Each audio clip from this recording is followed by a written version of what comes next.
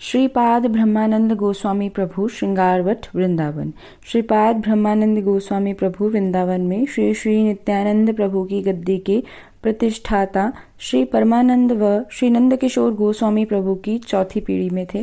प्रभु के प्रिय भक्तों की पहचान जिन गुणों से होती है वे सभी उनमें विद्यमान थे। आकर्षक तेजपूर्ण कलेवर की झिलमिलाती कांति, कीर्तन में परमाविष्टता, व्यवहार में उदारता, दैन्य मिष्टभाषिता और भक्ति शास्त्रों में पारदर्शिता उनके व्यक्तित्व के पारलौकिकत्व की सूचना देते थे। श्री नरसिंहानंद प्रभु उनके ताऊ श्री पूर्णानंद गोस्वामी प्रभु के लड़के थे। वे और श्री नरसिंहानंद प्रभु जब कीर्तन में खड़े होकर नृत्य करते तो लगता कि जैसे उनमें निताई गौर का आविर्भाव हुआ है। उनके कीर्तन की सूचना पाकर स्त्री पुरुष श्रृंगारवट की ओर दौड़ पड़ते। प्रभुपाद कीर्तन में इतना तन्मय हो जाते कि उन्हें समय का ज्ञान ही न रहता।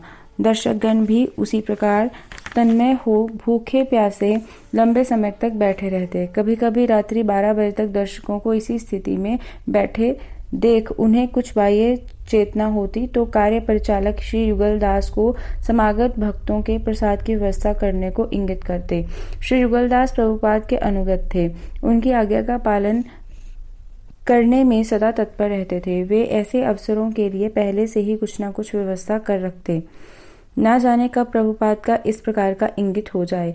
ऐसे आयोजन श्रृंगारवट में अक्सर होते ही रहते। इसके अतिरिक्त ब्रह्मानंद प्रभु के पास जो कोई कुछ मांगने आता वह खाली ना जाता। एक बार श्री नरसिंहानंद प्रभु के छोटे भाई श्री प्रेमानंद प्रभु ने अपने शिष्य श्री माधवदास बाबा से उनके विषय में कहा था। दादा ने अपने प्रभाव से कम 2 लाख रुपए का उपार्जन किया पर एक पैसा भी नहीं रखा। प्रभु संतान होने के कारण ब्रह्मानंद प्रभु सभी के पूज्य थे, पर वे अपने स्वाभाविक दैन्य के कारण सभी को पूज्य मानकर उनकी सेवा में तत्पर रहते थे।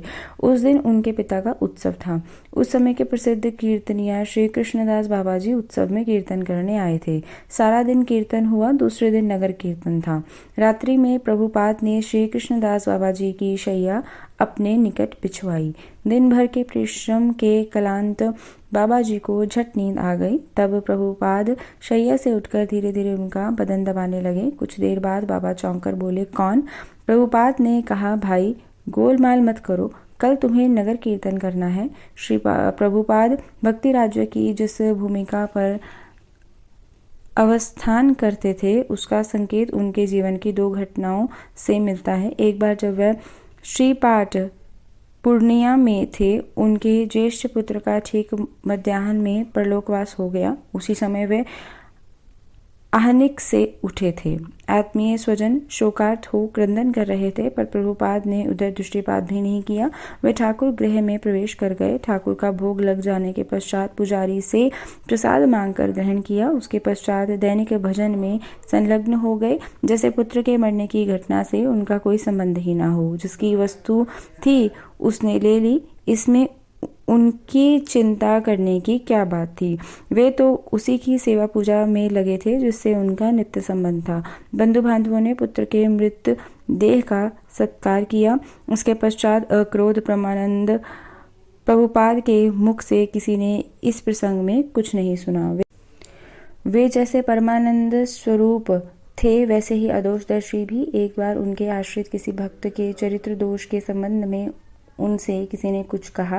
वे बोले, भाई इसमें उसका क्या दोष है? दोष तो मेरा है। यदि मैंने यथा समय उसके संबंध में अपने कर्तव्य का पालन किया होता तो मुझे ये बात क्यों सुननी पड़ती। इतना कह उन्होंने उस व्यक्ति को बुलाया। उसे 10 रुपए देकर कहा, तुम कुछ दिन मेरी बहन के घर जाकर रहो, मैं बुलाऊंगा तब आना। एक बार गोवर्धन के सिद्ध कृष्णदास बाबा के शिष्य द्वितीय सिद्ध कृष्णदास बाबा ने श्री ब्रह्मानंद प्रभुपाद को श्री राधा की स्नान श्रृंगार लीला सुनाना प्रारंभ किया।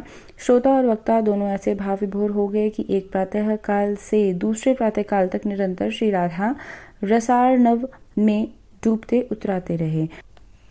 प्रभुपाद श्री राधा रस समुद्र के ही मत्स्य थे। वे कथा कीर्तन पूजा आहनिक आदि के बहाने सदा उसी में डूबे रहते। बाह्य जगत से उनका संबंध केवल उतना ही था जितना शरीर रक्षा के लिए आवश्यक था।